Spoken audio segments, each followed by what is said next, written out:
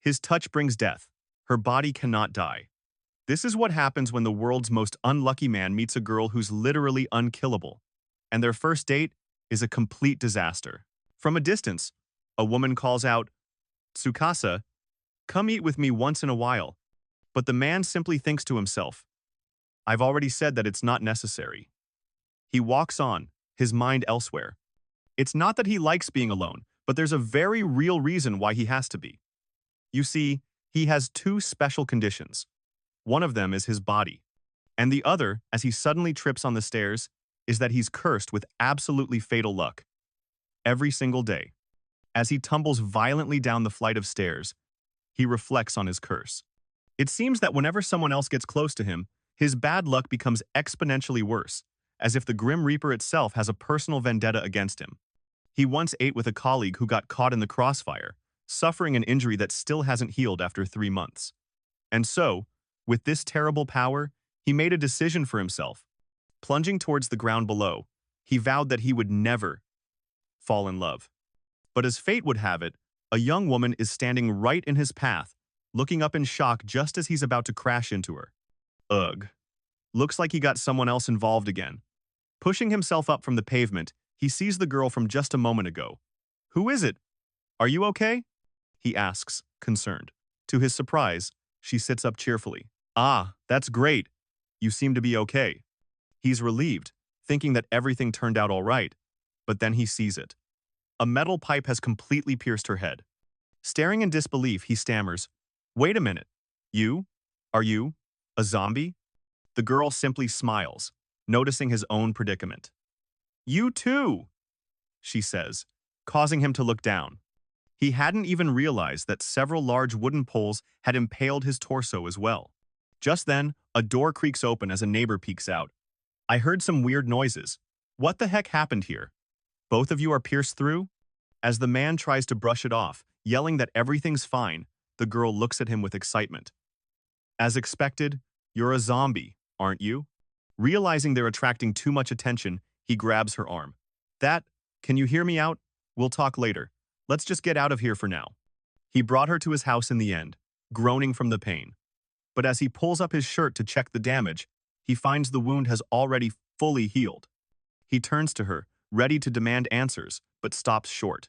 Her makeup has melted away, revealing a scarred and unsettling face. "What happened to your face? Anyway, you are a zombie," he insists, but she's more concerned about her appearance. "My makeup melted?" she cries out. After they both calm down, he explains his situation. A few years ago, he was in an accident, and when they discovered he wasn't normal, he was locked away in a research facility. He had just escaped when their paths crossed. "So you're not a zombie?" she asks. "Probably not," he replies. "Although I don't know why my body is like this or why my luck is so bad. But I can't be considered normal either." She seems surprisingly calm, then makes a request. "Can I stay at your place? Even just for a short while?" His response is immediate and absolute. "Absolutely not. Being with me is very dangerous." But she begins to plead, grabbing onto him and crying, "Please save me. Don't abandon me. I don't have anywhere else to go. I have no one to depend on either. Please, help me out." Sometime later, he sits defeated at the table while she thanks him profusely. "You can't stay for long," he grumbles. "You can call me Tokiwa Emiko," she introduces herself happily. He suddenly lets out a yell, startling her. "What is it? Why did you suddenly shout?" He glares at her and says one word, "Hungry." At that moment, her stomach lets out a loud growl. Sighing, he gets up to leave. A hungry zombie behaving so calmly. "Anyway, I'll go buy something. Wait here." When he returns a short while later, he finds her sitting right where he left her, a calm smile on her face as she greets him. "Welcome back." Upon returning, Tsukasa finds his apartment sparkling clean. "I cleaned the room. How does it look?" Emiko asks proudly, gesturing to the gleaming surfaces.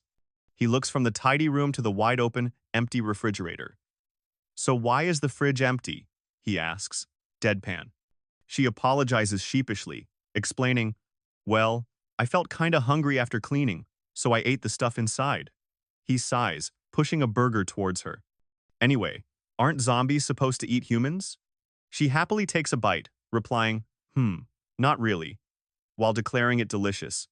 That night, he offers her the bed. I'll sleep here. You can have the bed. Thank you very much, she says, settling in. As he lies on the floor, he still can't quite wrap his head around what happened today. The next morning, as he's heading out for work, he tells her to just stay in the house. Okay, be careful, she calls after him. But trouble follows him, as a former colleague spots him and yells, Tsukasa, don't come near me anymore. Yesterday you almost. Before the man can finish his sentence, a massive signpost falls off a passing truck, violently impaling Tsukasa through the chest. As his colleague screams his name, Tsukasa pulls himself free, his thoughts immediately going back to the girl. Should I have let her stay home alone? She did clear out my fridge. After all, who knows what else might happen? He finds her sitting outside his apartment, and she greets him with a cheerful offer. What are you doing here? He asks, and she holds up a bag of food. Let's eat together. He immediately scolds her for leaving. Didn't I buy lunch already? What happened? She explains that she helped out at a local shop and they gave her food as thanks. His tone becomes serious. Anyway, if you roam about again, you'll get spotted by those zombie hunters. See? What did I just say? He points to 3 men in black suits who have just arrived outside their building. How do they know I'm here? He wonders aloud, just as the men on the street declare, that woman is extremely dangerous. We cannot allow her to roam about freely. Realizing they've misunderstood the situation, Tsukasa grabs her. If you put it like that, then all the more I'm not going to. If we're talking about dangerous people, it's actually me. With that, he leaps from the balcony just as a massive steel plate crashes down right where they were standing. Back in the apartment after their narrow escape, she promises she won't leave without permission again. Why did you protect me just now? She asks. He looks away, surprised by the question. Isn't this normal? I unconsciously did it. No one has done that for a long time. Her face breaks into a huge, radiant smile. I'm really happy. Thanks a lot. Her genuine joy seems to get to him. Later, as he casually pulls a piece of rebar from his shoulder, she panics. Hey, don't put it like that! He explains his strange perspective. You can't die or feel pain. I feel like I'm on the losing end because I'm the only one hurting. That night, as he prepares to sleep on the floor again, she stops him. Hold on. Could you sleep with me tonight? He's stunned, but she quickly clarifies. It's lonely sleeping alone, please. He reluctantly agrees. Only for today, though a part of him is secretly thrilled. But as they get into bed, her ice-cold feet touch his leg. Eh? Wait! You can't stick to me like that. Please stop it. Your body is way too cold. He yelps. Ah, sorry. That's true, she sniffles. Zombies don't have body heat after all. His comment makes her burst into tears. He panics. Ah, sorry. It was a joke. I was just trying to lighten the mood. But she sobs, confessing. I'm terrified. Because I was always alone. So being together with someone like this, I feel very relieved. I'm so happy. After she calms down, she asks him a quiet question. Does Tsukasa-san have any girlfriends? His expression darkens as he recalls his tragic past. He had 2. In high school, his first girlfriend was killed by a truck. At 20, his second died when their roller coaster derailed, killing everyone but him. He stares at the ceiling, his voice filled with a deep-seated despair. So long as anyone is by my side, they'll be exposed to danger. If my invincibility brought about this fatal luck, then I'd rather not have this body. So I can't be with anyone. Emiko's response to his tragic past is surprisingly cheerful. Me, I'll be fine, she exclaims. Even if I'm hit by a truck or thrown out of a roller coaster, I'd still be alive. Tsukasa considers this, but points out, well, even so, the people around you would be terrified if you were completely fine after such accidents. She just laughs it off, and he can't help but crack a small smile. The next morning, he wakes up to a strange numbness in his right hand, and soon discovers the cause. Emiko is unconsciously chewing on his arm in her sleep. Hey, I'm sorry. I ate it unconsciously. She apologizes profusely. He sighs, realizing that as long as he can recover fully, it's not a big deal. Before heading out, he gives her his cell phone. My number's saved inside, he says. If there's anything, Just call me. Her face lights up as she waves goodbye. Morning, Tsukasa. Since you look so happy, let's eat together. She calls out as he leaves, a strange thought crossing his mind. You want to go to the hospital? You smell good. At work, a colleague claps him on the back, teasing. Don't tell me? You got a girlfriend? But the moment is interrupted by a familiar face. One of the zombie hunters. Let's make this short. The blonde man says, I heard that a few of my men met with an unfortunate accident being near you. I hope you can hand Tokiwa Emiko to me. Tsukasa remains unfazed. She's at my place now. Why don't you take her away by force? The hunter explains they can't attract media attention, but Tsukasa fires back, accusing them of shutting her in a dark room and performing cruel experiments, which is why she wanted to escape in the first place. With a final warning that she's more dangerous than he thinks and that they'll be monitoring him, the hunter leaves. Tsukasa watches him go, a chilling thought taking root. It'll be over if something bad happens, right? The hunter's warning echoes in his mind. As he stands outside smoking, his bad luck strikes again. A rifle falls from a window above, nearly impaling him. Moments later, a demolition worker yells at him for smoking near explosives. These near misses trigger a horrifying realization. What if Emiko had been there when it exploded? Even if she could regenerate, would she ever fully recover? His mind races with terrible possibilities. What if she remains trapped at the bottom of the ocean forever, or gets buried alive? She can't die, but she can suffer eternally. He comes to a devastating conclusion. He cannot guarantee her safety. The real danger is being with him. Fueled by this panic, he storms back to the apartment. Emiko greets him cheerfully, but he cuts her off. You can't stay here any longer. Sorry, but can you move out? She's stunned, asking if she did something wrong. He insists he'll find someone trustworthy to take care of her, but she begs him to let her stay. He finally snaps. I said, please move out. Did you hear me? He cruelly throws her own situation back at her. I met those zombie hunters today. You dragged me in. I'm already in enough trouble as it is. If you can't roam the streets, then go back to the research facility. You're giving me trouble just by staying here. Get out. As she sobs, he slams the door shut. But the moment it clicks, his bravado crumbles. He falls back onto the sofa, tormented by his own actions. Just then, his phone rings. It's the hunter. Ah, can you help me out? The man asks. My lil sis. Something happened to her. Later, Tsukasa meets with the hunter, who makes the most unexpected request imaginable. Since I can trust you, could you let her stay for a few days? Tsukasa is speechless as the hunter describes his sister. She's cheerful, frank, likes to bother people, eats a lot, and her body is very cold. That's about it. The hunter finishes, adding casually, we slept together once during this period of time. Tsukasa stares at him in utter disbelief. You slept with your sister? As the hunter's voice comes through the phone, Tsukasa's mind is flooded with images of Emiko, the pure joy on her face as she ate a hamburger, and the heartbreaking sorrow of her tears. The hunter's words are a distant drone until Tsukasa can't take it anymore, but his angry retort is cut short. An earlier taunt echoes in his mind. You're so soft, you won't ever get a girlfriend in this life. In a blind rage, he smashes the television, yelling, who the heck would give her to you? The moment he hangs up, the phone rings again. He picks it up to hear a desperate scream. Help me! Tsukasa! San! A wave of regret washes over him. Shit! What the heck am I doing? He thinks, frantically yelling into the phone. Emiko? Wait! Don't hang up. He arrives to find Emiko cornered by armed guards and their blonde-haired leader. I won't ever go back to that place again. She cries, pleading for Tsukasa to save her.